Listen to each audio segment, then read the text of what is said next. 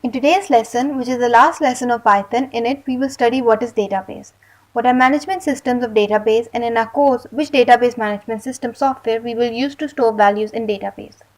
Basically, database is a collection of objects or collection of data. We saw in the last lesson that we will store all our information or whatever data in files. This was an old approach. With the passage of time as programming advanced and worth of data increased, there arose a need to find better ways to store data. That is why in programming languages, databases are used to save any kind of data.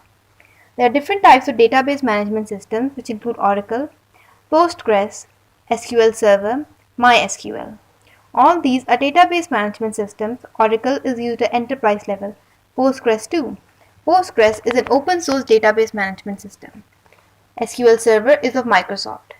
Similarly, MySQL is a management system, a database management system. In this lesson, we'll look at how a connection is made with MySQL in Python, how queries are made in it, what are queries, and how after making queries we can display or insert data in it, how we delete data, update data. We'll look at all those things. For this, it is important to have an installed MySQL. The easiest procedure is to install MySQL is that Xampp is a package to make a local host server which makes local server for your PC so that you can use it for the development of your applications. Xampp is an open source platform in which we can develop our applications by making our PC a local server.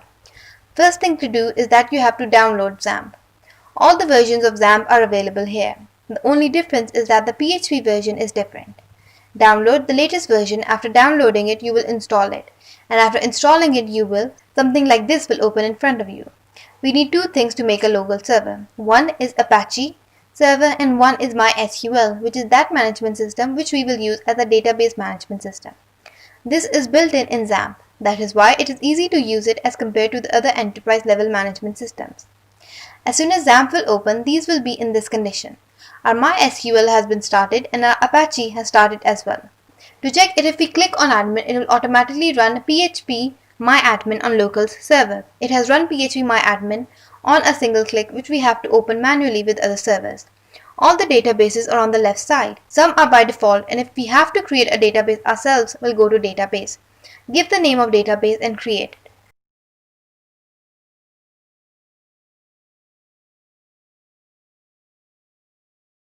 We'll give any name here. I have given the name test2. If I create it, a new database will be created. In this, for my first task, I have created a database named test. In it, as soon as database is created, you can create tables in it.